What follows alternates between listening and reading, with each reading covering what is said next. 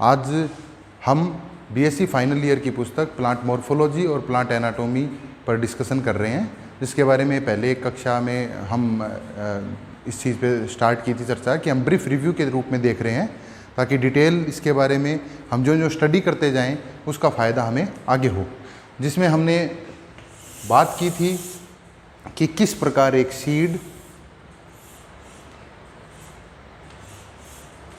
एक dicot seed की बात की थी कि जिसमें दो कोटलीडन्स, 2 बीजपत्र और उसके बीच में एक भ्रूणीय अक्ष होता है।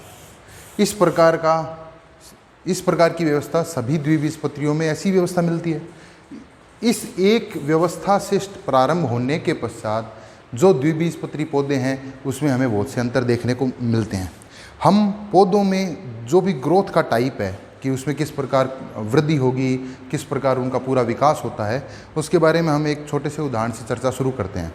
जैसे कि हम प्राणियों की बात करें, एनिमल्स की बात करें, उनमें जब वो छोटे शिशु के रूप में जन्म लेते हैं तब से लेके उनके मैच्योर होने पर, वयस्क होने पर हम देखते हैं क्या परिवर्तन आता है। उनमें केवल एक चीज़ का परिवर्तन आता है कि उनकी साइज़ बढ़ रही है, उनके आकार में वृद्धि हो रही है। 2 हाथ थे, 2 हाथ बड़े होने पर रहते हैं, 2 पैर थे, 2 पैर हैं। यानी अंगों की संख्या में वृद्धि नहीं हो रही है, अंगों के साइज़ में वृद्धि हो रही है। दूसरी बात, हम पौधों को देखें, जब वो पौधे छोटे थे उनमें गिनती की 3 या 4 पत्तियां दिखाई दे रही हैं। ज्यों ज्यों वो पौधा एक बड़े वृक्ष का रूप ले रहा है उसमें हम देखेंगे धीरे धीरे पत्तियां और शाखाओं की संख्या बढ़ती जा रही है। तो क्या वृद्धि करने और विकास करने का जो पैटर्न है उस पैटर्न में अंतर है? बिल्कुल है। जो प्राणियों में हम बात करें, एनिमल्स की बात करें, उनमें जो ग्रोथ का जो पैटर्न होता है जिसमें हमें डिफ्यूज्ड ग्रोथ देखने को मिलती है। किसमें? एनिमल्स में विस्तृत वृद्धि देखने को मिलती है। और प्लांट में क्या देखने को मिलती है? प्लांट में हम देख रहे हैं कि उसमें शाखाएं बढ़ रही हैं, पत्तियां बढ़ रही हैं, इस प्रकार की वृद्धि देखने को मिलती है। अब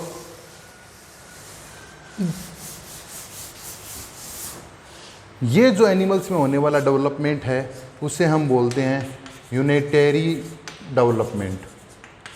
और जो प्लांट में क्या देखने को मिल रहा है? प्लांट में अंग की संख्या बढ़ रही है, जैसे कि उसमें लीफ है उनकी संख्या बढ़ गई, शाखाओं की संख्या बढ़ गई, इस प्रकार का डेवलपमेंट हो रहा है। उसमें एक चीज़ और हम देख सकते हैं कि हुआ क्या कि जब वो छोटा था उसमें कुछ पत्तियां थी, बड़े होने पर पत्तियों की संख्या बहुत ज़्यादा हो गई। लेकिन क्या पत्तियों के आकार में कोई परिवर्तन आया है? नहीं आया। पत्तियां लगभग एक जैसे आकार की बनी रहती हैं। यानी केवल रिपीटेशन हो रहा है। किस चीज़ का? कुछ ऐसी यूनिट्स हैं जो यूनिट 1 बनी, फिर दूसरी बनी, इस प्रकार लगातार होता जा रहा है, जिसमें इस प्रकार किसी विभिन्न प्रकार के जो रिपीटेशन के द्वारा डेवलपमेंट किसी ऑर्गेनिज्म में देखने को मिल रहा है, उस प्रकार का डेवलपमेंट मॉड्यूलर डेवलपमेंट कहलाता है। इसको मॉड्यूलर डेवलपमेंट को अब हम थोड़ा समझने की कोशिश करते हैं, क्योंकि हमारे जो फर्स्ट यूनिट है उसका पहला टॉपिक ही है मॉड्यूलर ग्रोथ इन प्लांट्स। तो मॉड्यूलर ग्रोथ को समझें उससे पहले पौधे को एक सरल रूप में हम समझने की कोशिश करते हैं कि पौधे में होता क्या है।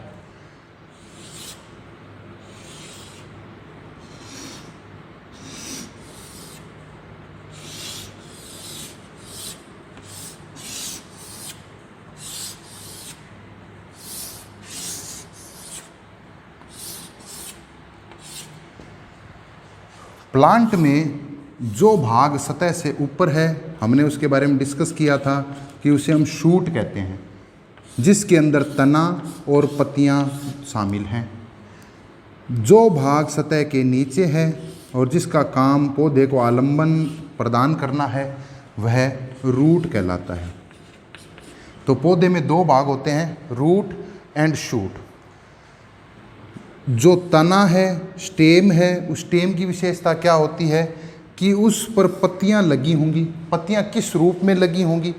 हर पादप जाति का, हर प्लांट स्पीशीज़ का अपना एक तरीका है पत्तियों को धारण करने का। उसी रूप में हो सकता है वो एकांतर क्रम में लगें, हो सकता है वो बिल्कुल एक दूसरे के अपोजिट साइड में लगें। स्पाइरल रूप से भी अरेंज हो सकती हैं। ये प्रत्येक पादप स्पीशीज़ का अपना तरीका है। और पत्ती की कक्ष में यहाँ पर एक कलिका होती है जिसे हम बड कहते हैं, बड इंग्लिश में बड कहते हैं। जिस भाग पर पत्ती लगी होती है, लीफ लगी होती है, वो भाग नोड कहलाता है। दो लीफ के बीच का भाग, या हम कह सकते हैं दो नोड्स के बीच की जो दूरी है, इसे हम इंटर नोड कहते हैं। क्या कहते हैं? Inter node. इसके बारे में छोटी कक्षाओं में हमने पढ़ा भी होगा। अब देखते हैं कि किस प्रकार रिपीटेशन देखने को मिलता है।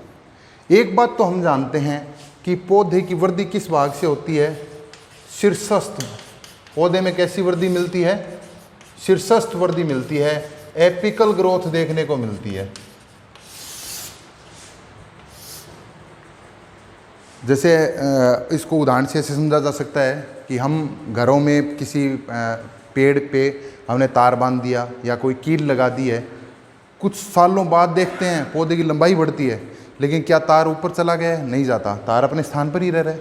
कील जहाँ पे ठोकी गई थी वहीं है, या कुछ निशान जो पेड़ पे लगाए गए थे वो निशान भी हमें वहीं मिलते हैं। क्यों मिलते हैं? क्योंकि पौधा कभी भी बीच में से वृद्धि नहीं कर रहा है। पौधा कहाँ से बढ़ रहा है? केवल अपर पार्ट से। कैसे बढ़ रहा है कि अपर पार्ट में यहाँ पर विभाजन वाली कोशिकाएँ मौजूद हैं, और ऐसे ऊतक को मेरिस्टेमेटिक टिश्यू कहते हैं, मेरिस्टेम कहते हैं, विभज्योतक कहते हैं। ये क्या करेंगी? ये मान लेते हैं ये यहाँ पर बहुत सारी कोशिकाएं होती हैं विभाजन वाली, उसमें से एक कोशिका का उदाहरण ले रहे हैं हम। इस एक कोशिका ने विभाजन किया, विभाजन करके दो कोशिकाएं बना रही हैं। ऊपर वाली कोशिका में वापस विभाजन की क्षमता मौजूद है, ये आगे विभाजन कर सकती है। नीचे वाली कोशिका ने धीरे धीरे अपने आकार में वृद्धि की, और आकार वृद्धि करते हुए एक विशिष्ट आकार को प्राप्त कर लिया, और किस में बदल गई? स्थायी कोशिका में बदल गई, परमानेंट कोशिका में ये बदल चुकी है। जो कोशिका विभाजन कर सकती है उसमें पूर्ण क्षमता है, टोटीपोटेंसी है। टोटीपोटेंसी का मतलब क्या है? कि ये कोशिका कुछ भी बन सकती है, कि कोई भी स्थायी कोशिका, मान लो पेरेनकाइमा बन सकती है, कोलेनकाइमा, स्क्लेरेनकाइमा, जाइलम, फ्लोएम, किसी भी प्रकार के ऊतक का रूप लेने की क्षमता इस कोशिका में मौजूद है। लेकिन जिस कोशिका ने एक बार कोई रूप ग्रहण कर लिया, स्थायी कोशिका में बदल गई, अब यह निश्चित हो चुकी है कि ये इसी प्रकार का फंक्शन करेगी या इसी प्रकार के आकार में रहेगी। जब हम लगातार इस चीज़ को देखते जा रहे हैं, बहुत सारी कोशिकाएं ऐसा करें, तो निरंतर नीचे की तरफ स्थायी कोशिकाएं जुड़ती चली जाएंगी और पौधे की शीर्ष भाग से लंबाई बढ़ती चली जाती है। इस प्रकार पौधों में कैसी वृद्धि देखने को मिलती है? एपिकल ग्रोथ या शीर्षस्थ वृद्धि देखने को मिलती है। ये शीर्षस्थ वृद्धि भी किस में? हायर प्लांट्स भी देखने को मिल रही है। ऐसा नहीं है कि जो लोअर प्लांट्स हैं, एल्गी वगैरह, उनमें नहीं देखने को मिलती, उनमें तो विस्तृत वृद्धि होती है। अब इतनी बात समझने के बाद हम पौधे के जो हमारा टॉपिक है मॉड्यूलर ग्रोथ इन प्लांट, उसको समझ रहे हैं। इसके लिए वो एक इंट्रोडक्टरी पार्ट था कि इसके शीर्ष भाग पर विभाजन वाली कोशिकाओं का समूह है, विभाजन वाला ऊतक है, उसे हम कहते हैं शूट एपिकल मेरिस्टेम। ये लगातार कुछ कोशिकाएं बनाएगा नीचे की तरफ। नीचे की तरफ जो कोशिकाएं जाएंगी उनसे शुरुआत में लीफ प्रिमोर्डिया बनेंगे।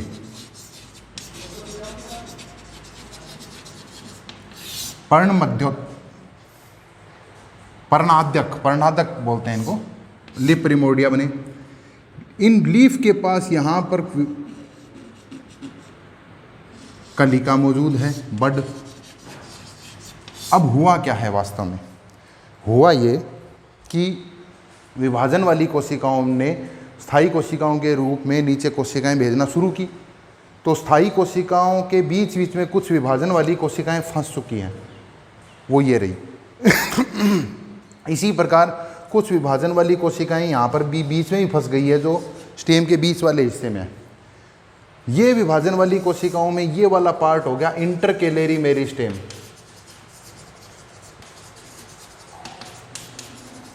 इंटरकेलेरी मेरिस्टेम धीरे धीरे ज्यों ज्यों इसकी लंबाई बढ़ेगी और ये वाले हिस्से में भी परिवर्तन आएगा। कैसे? कि जैसे हमने अभी देखा था कि कोशिकाएं छोटे आकार की हैं, उन्होंने थोड़ा बड़ा आकार ग्रहण किया और कुछ विशिष्ट आकार में वो बदल गई। इसी प्रकार यहाँ पर अभी कोशिकाएं छोटे आकार की हैं, जैसा आपने अनुभव भी किया होगा। बिल्कुल जब बीज अंकुरित होता है उसके पश्चात शुरुआत में बहुत छोटी छोटी पत्तियाँ निकलती हैं, या पौधे के शीर्ष भाग पर बहुत छोटी छोटी पत्तियाँ दिखाई देती हैं। धीरे धीरे वो अपने आकार को बढ़ाते हुए और ऐसी स्थिति में आती हैं जब उनका पूर्ण विकास हो चुका होता है। तो जब तक पूर्ण विकास नहीं होगा तब तक उनमें वो प्रक्रिया चलती रहेगी। तो ये जो लीफ प्रिमोर्डिया हैं, नीचे की तरफ जाने पे हमें उनमें परिपक्वन दिखाई देगा। कैसे कि उनका आकार पहले की तुलना में थोड़ा ज़्यादा हो गया है, जो बड थी वो भी इस प्रकार आ गई है। और हम देखते हैं कि पौधे के शीर्ष भाग पर पर्णमध्यों तक बिल्कुल पास पास लगे होते हैं, लेकिन ज्यों ज्यों नीचे की तरफ जाते हैं हम देखते हैं कि पत्तियों के बीच में एक दूरी है। वो दूरी क्यों है? क्योंकि ये जो इंटरकेलेरी मेरिस्टेम, इसमें भी विभाजन की क्षमता मौजूद है। इसने लगातार विभाजन कर करके इसके बीच का जो गैप कम था उसको बड़ा किया। और फिर यहाँ देखो हमें गैप ज़्यादा दिखाई दे रहा है, क्योंकि अभी भी इंटरकेलेरी मेरिस्टेम यहाँ पर जिंदा है। इससे नीचे की तरफ जाएंगे तो इंटरकेलेरी मेरिस्टेम पूरे तरीके से किस में बदल चुका है? स्थायी कोशिकाओं में बदल चुका। और हम देखेंगे कि जो लीफ प्रिमोर्डियाज की जो दो लाइन है, जो इंटरनोड है वो इंटरनोड पूरी लंबी हो चुकी है। यहाँ पर इंटरनोड छोटी है, यहाँ और छोटी है, और नीचे की तरफ जाते हुए इंटरनोड पूरी लंबी हो गई। किसके कारण हो गई? इंटरकेलेरी मेरिस्टेम के कारण। जो कलिका है वो भी शुरुआत में अत्यंत सूक्ष्म होती है, नीचे की तरफ जाने पर हमें वो एकदम स्पष्ट दिखाई देने लग जाती है। इस प्रकार का परिवर्तन हमें एक देखने को मिलता है। ये बात समझ में आई होगी। अब हम आगे चर्चा करते हैं कि हो क्या रहा है। बिल्कुल ये स्ट्रक्चर को देखो, आप इस स्ट्रक्चर को देखो और इससे नीचे वाले स्ट्रक्चर को देखो, कोई भी परिवर्तन नहीं आया है। केवल एक परिवर्तन आया कि ये स्ट्रक्चर है, इसका रिपीटेशन हो रहा है, एक बात। दूसरा, इस स्ट्रक्चर का आगे की तरफ जाने पर परिपक्वन हो रहा है। तो लीफ ने यदि अपना संपूर्ण आकार प्राप्त कर लिया है, जितनी चौड़ी एक लीफ हो सकती है, बड़ी लीफ हो सकती है, क्या उसके पश्चात लीफ की लंबाई और चौड़ाई में वृद्धि होती है? क्या नहीं होती। जैसे पीपल की एक पत्ती ने पूरा आकार ग्रहण कर लिया, क्या उसके पश्चात वो लगातार बढ़ते बढ़ते बहुत बड़ी हो जाती है? क्या नहीं होती। उनका एक विशिष्ट आकार है, उस आकार को ग्रहण कर लेने के पश्चात वो रुक जाएंगी। तो ये जो इकाई प्राप्त हुई हमें, इस इकाई को हम कहते हैं मेटामर। क्या कहेंगे? मेटामर, जिसका विकास एपिकल मेरिस्टेम से हुआ है। ये क्या है? अभी अपरिपक्व अवस्था में है। मेटामर जब पूर्ण विकसित हो चुके होंगे तब क्या स्थिति आएगी? जो यूनिट बन रही है उसे हम मॉड्यूल कहेंगे। क्या कहेंगे? मॉड्यूल। अब देखते जाओ कि प्लांट में हो क्या रहा है। मैंने ये एक पौधा लिया, पौधे की टहनी मान लो, शाखा मान लो, कुछ भी। एक्चुअल में आप देखेंगे कि उसके अंदर ये एक मॉड्यूल, ये दूसरा मॉड्यूल, ये तीसरा, ये चौथा, पांचवा, छठा, सातवां, आठवां, इस प्रकार हमें मॉड्यूल दिखाई दे रहे हैं कि ये एक मॉड्यूल है, कि एक पूरी परिपक्व लीफ। उसके अंदर लीफ के कक्ष में कौन है? कलिका मौजूद है। और ये वाला हिस्सा जिसके अंदर नोड और इंटरनोड, नोड और इंटरनोड, इतना हिस्सा क्या हो गया? यहाँ से लेके यहाँ तक का एक मॉड्यूल हो चुका है। तो एक मॉड्यूल, फिर दूसरा मॉड्यूल, तीसरा मॉड्यूल। हम देखते हैं कि पूरा का पूरा पौधा, चाहे वो कितना ही बड़ा क्यों नहीं हो जाए, वो है क्या? मॉड्यूल्स के मिलने से बना हुआ पूरा सूट का डेवलपमेंट हुआ है। पौधों के अंदर पूरा जो पर्रोह का विकास किससे हुआ है? मॉड्यूल के रिपीटेशन से हुआ है। इस प्रकार की वृद्धि को कहा जाता है मॉड्यूलर ग्रोथ। तो जो संक्षिप्त में हमने जो समझने की कोशिश की थी वो थी बात ये। अब इसको थोड़ा और डिटेल में समझने की कोशिश करते हैं हम।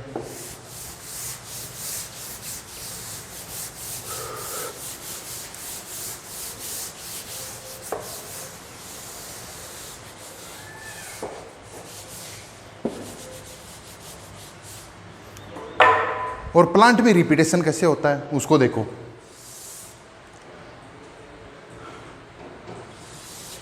शुरुआत में यहाँ पे छोटी पत्तियाँ बनी हैं और नीचे की तरफ आते आते पत्तियों का पूर्ण विकास हो चुका, यानी मॉड्यूल बन चुके हैं। हम जानते हैं कि पत्ती के कक्ष में क्या मौजूद होगी? कलिका। ये रही कलिका। ये कलिका क्या कर सकती है? ये जो बड है ये क्या कर सकती है। हमने अभी बात की थी कि एपिकल मेरिस्टेम में विभाजन वाली कोशिकाएं हैं। ये विभाजन वाली कोशिकाएं नीचे की तरफ आते आते स्थायी कोशिकाओं का निर्माण कर रही हैं।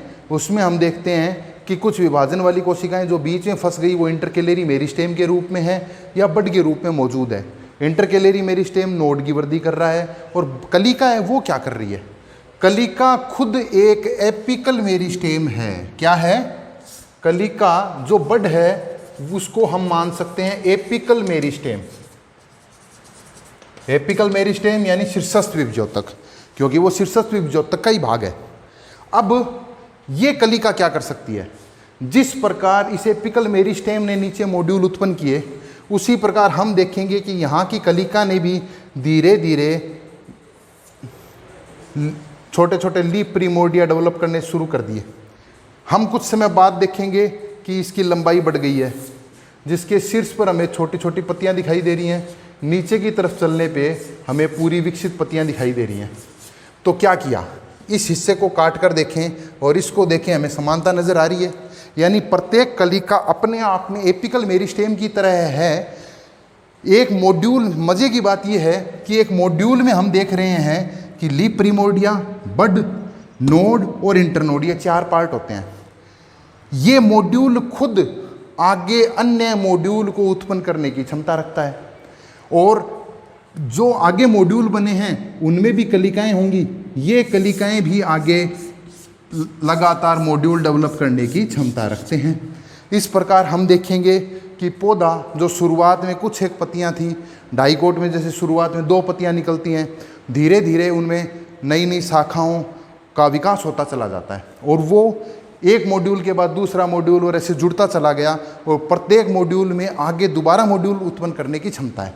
तो इस वर्णन में हमने ये चीज़ समझा कि प्लांट में जो छोटी यूनिट के रूप में हम कह सकते हैं मेटामर हैं, यानी कि मेरिस्टेम से डेवलप हुआ, एपिकल मेरिस्टेम इसमें शामिल नहीं है, इसमें केवल इतना पार्ट शामिल है, लीफ प्रीमोर्डिया, बड्स और इंटरकेलरी मेरिस्टेम और इंटरनोड, ये 4 चीज़ें, ये कहलाता है मेटामर। जब इसका पूर्ण विकास हो जाए कि उसके पश्चात उसका और डेवलपमेंट नहीं हो सकता, तो पूर्ण विकसित मेटामर ही क्या कहलाता है? मॉड्यूल कहलाता है। ठीक है, हम देखेंगे आगे की कक्षाओं में कि किस प्रकार एपिकल मेरिस्टेम से जो अन्य विभज्योतक हैं वो जुड़े हुए हैं और जो प्लांट की बॉडी में हम देखेंगे एपिडर्मिस, ग्राउंड टिश्यू और वेस्कुलर टिश्यू, इनका विकास कैसे हुआ है, ये हम नेक्स्ट कक्षाओं में इसको डिटेल से पढ़ेंगे। धन्यवाद।